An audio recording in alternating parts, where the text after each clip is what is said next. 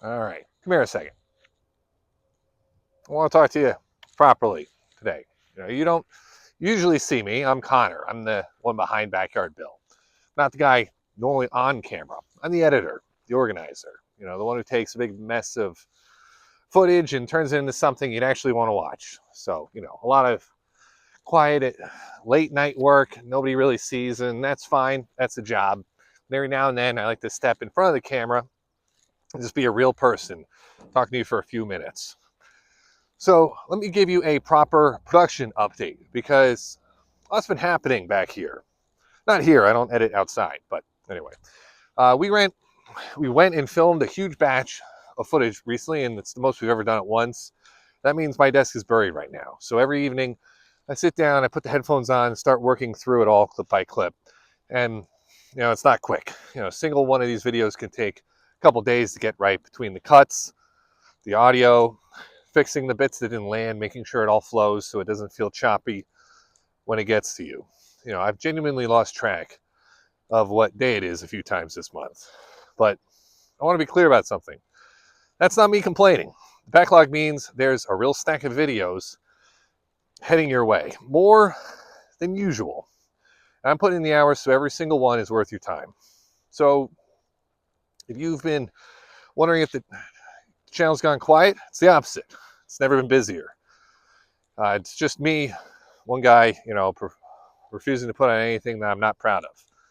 Now, before I get into today's tip, I want to thank you, and I mean that. I'm the invisible part of the channel, the guy in the background, but I sit here and read all the comments on nights when the edit's dragging and it's 2 a.m. and I'm questioning my life choices. That's the thing that puts me back in the chair, is like knowing the viewers are out there, actually using the stuff, actually growing things. So thank you for being here. It matters more than you'd think. All right, let me give you something good, because I'm not going to waste your time. I want to talk about mulching, specifically the old, deep mulch way of doing things that I keep coming back to no matter how many fancy methods come and go. It's simple, it's cheap, and it does more for your garden than almost anything else that you can do. Once you understand it, you'll never look at bare soil the same way again. So here's the idea. In nature, the ground is never bare. Walk into a forest and the floor is covered in leaves, bark, fallen branches, all of it, slowly breaking down. This is something old timers understood. Bare soil is a problem. It bakes in the sun, it loses water, grows weeds, the rain pounds it down to a crust. Mulch fixes all that at once. So what you do is you keep a thick layer of organic material over your soil year round, everywhere you're growing. Let me tell you what to actually use too, because people overcomplicate this. Straw is fantastic. Not hay, straw, because hay is full of seeds that'll sprout on you. Fallen leaves are free and perfect. Rake them up in autumn and pile them on. Grass clippings works great as long as you haven't sprayed them along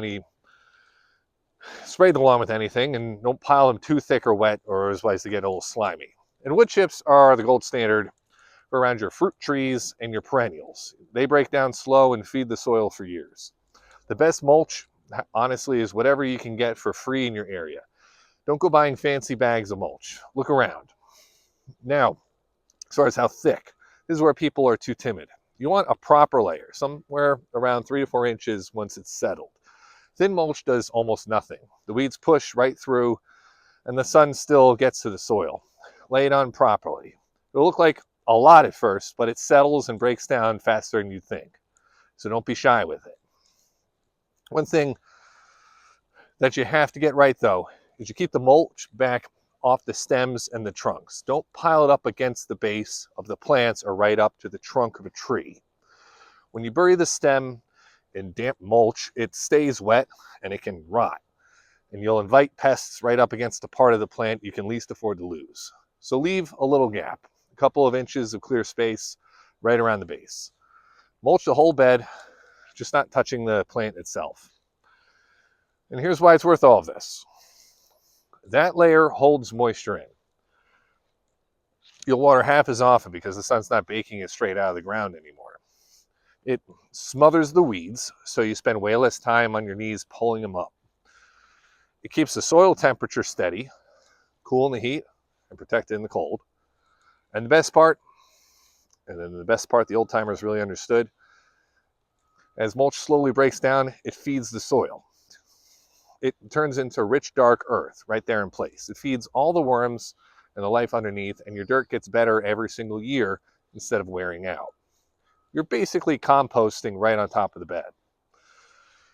And a quick word of warning while we're at it, because I get asked this a lot. So I need to relocate. Don't use anything you don't know the history of. Grass clippings off a lawn that's been sprayed with weed killer that can carry this stuff right into your veg and stun your plants. And I've seen a lot of people lose a whole season without ever knowing why. The same way with hay.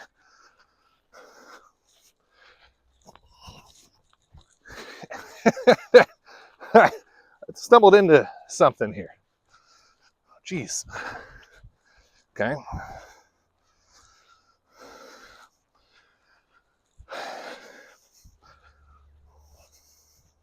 Little drama in today's video. All right, don't use anything that you don't know the history of. Don't walk anywhere you don't know what's going on over there. Anything that's been sprayed with weed killer can carry that stuff right into your veg beds and stunt your plants. I've seen people lose a whole season of it without ever knowing why. Same with hay. Like I said, it's loaded with seeds. And steer clear of anything that's been treated or painted. When in doubt, keep it simple.